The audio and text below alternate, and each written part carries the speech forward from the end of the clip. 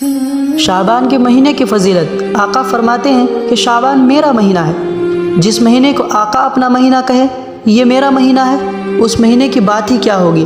ہم آقا کے اور آقا ہمارے۔ پیارے اسلامی بھائیوں، اس مہینے کی پیاری پیاری حدیث سن کر جانا، اس سے بڑی بات کیا ہوگی کہ آقا خود کہہ رہے ہیں یہ مہینہ میرا مہینہ ہے۔ جنت آقا کے اور آقا ہمارے، گویا کہ جنت بھی ہمارے۔ کب؟ جب ہم آقا کو اپنا بنا لیں گے، آقا کی محبت کو اپنے سینوں میں بسا لیں گے۔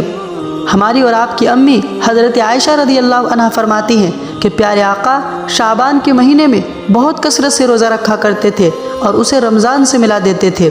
اور شعبان کے مہینے میں آقا یہ دعا فرماتے تھے کہ مجھے رمضان تک پہنچا دے، یعنی آقا صلی اللہ علیہ وسلم شعبان کے مہینے میں رمضان کو پانے کی تمنا کیا کرتے تھے۔ تو ہم بھی جب دعا مانگے تو اللہ سے یہ کہیں کہ اے اللہ، آپ نے ہمیں یہاں تک پہنچا دیا، اب ہمیں رمضان تک بھی پہنچا دے، کیونکہ اس زندگی کی کوئی گارنٹی نہیں، کون کب کہاں چل بسے۔ اور جسے رمضان کا مہینہ مل جائے وہ دنیا کا سب سے خوش نصیب شخص ہے، کیونکہ رمضان کوئی چھوٹا موٹا مہینہ نہیں ہے، بلکہ رمضان وہ مہینہ ہے جس کو پانے کی تمنا ہمارے نبی صلی اللہ علیہ وسلم نے کی ہے، اور جس کو پانے کی تمنا ہمارے نبی صلی اللہ علیہ وسلم کرے وہ کوئی چھوٹا مہینہ ہوگا۔ ایک اور پیاری حدیث سنیے۔ ہمارے نبی صلی اللہ علیہ وسلم کی پاک بیوی اور ہم سب کی ماں حضرت ام سلمہ رضی اللہ عنہا فرماتی ہیں کہ میں نے رسول اللہ صلی اللہ علیہ وسلم کو 2 مہینے لگاتار پے در پہ روزہ رکھتے نہیں دیکھا سوائے شعبان اور رمضان کے مہینے کے، یعنی آقا صلی اللہ علیہ وسلم ایک رمضان کے مہینے کا پورا روزہ رکھتے اور دوسرے شعبان کے مہینے کا پورا روزہ رکھتے تھے، اور اس کے علاوہ کسی اور مہینے میں اتنا زیادہ روزہ نہیں رکھتے تھے۔ آقا کی ایک اور پیاری حدیث سنیے۔ ایک صحابی حضرت انس رضی اللہ عنہ نے آقا کریم صلی اللہ علیہ وسلم سے پوچھا کہ میں رمضان کے بعد سب سے زیادہ کس مہینے میں روزہ رکھوں؟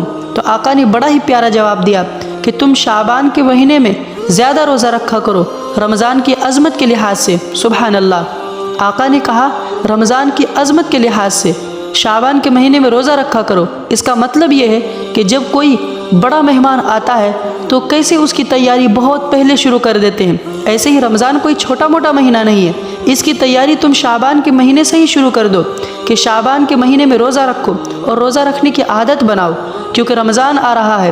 نفلی نمازیں پڑھو اور اپنی عبادتوں کو بڑھا دو تاکہ جب رمضان کا مہینہ آئے تو کوئی دقت نہ ہو، بلکہ تمہیں ان سب چیزوں کی پہلے سے ہی عادت ہو۔ سبحان اللہ! یہ ہے رمضان کی عظمت کا مطلب۔ اور ہمارے علماء کرام فرماتے ہیں کہ آپ شعبان کے مہینے میں اتنے روزے نہ رکھیں کہ رمضان کے مہینے میں روزہ رکھنے کی طاقت باقی نہ رہے۔ علماء کرام فرماتے ہیں کہ تم شعبان کے مہینے میں خوب روزہ رکھو، اللہ کو راضی کرو اور نبی پہ عشق لٹاؤ، لیکن اس وقت جب کہ آپ کے اندر طاقت ہے، آپ مضبوط ہیں، کہیں ایسا نہ ہو کہ شعبان کے مہینے میں زیادہ روزہ رکھ کر آپ کمزور ہو جائیں اور آپ رمضان کے روزے نہ رکھ سکیں، کیونکہ آقا نے شعبان کے مہینے میں روزے رکھے ہیں لیکن شعبان کے مہینے کے روزے رکھنے کی تاکید نہیں کی ہے، لیکن آقا نے رمضان کے روزے رکھے بھی ہیں اور رمضان کے روزے کے رکھنے کی تاکید بھی کی ہے، اس لیے کہ رمضان کے مہینے کے روزے نہ رکھنے پر تمہیں گناہ ملے گا اور شعبان کے مہینے کے روزے نہ رکھنے پر تمہیں کوئی گناہ نہیں ملے گا۔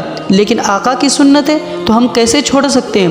آپ خوب روزہ رکھیے، اگر آپ کو طاقت ہے تو آپ شعبان کے پورے مہینے کا روزہ رکھیے، لیکن ایک بات یاد رکھیے کہ علماء کرام کوئی بھی بات کہتے ہیں وہ بہت ہی سوچ سمجھ کر کہتے ہیں، اس لیے علماء نے لکھا ہے کہ رمضان کے 2 دن پہلے سے شعبان کے روزے رکھنا بند کر دو اور ان 2 دنوں میں خوب کھاؤ پیو اور رمضان کے لیے ریڈی ہو جاؤ، اور رمضان کے مہینے میں خوب جم کر روزہ رکھو اور خوب خدا کو راضی کرو۔ السلام علیکم ورحمۃ اللہ وبرکاتہ۔